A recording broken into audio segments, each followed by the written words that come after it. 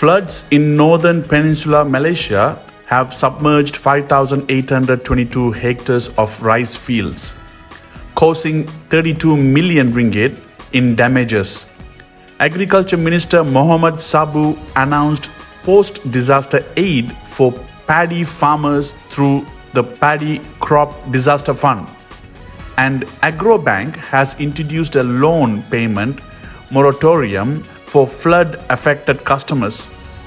Flooding in Penang and Perlis has receded, closing all temporary evacuation centers.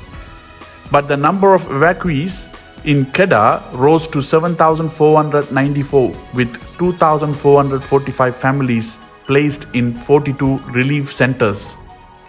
இந்தியர்களின் இதய குரல் மக்களோசை.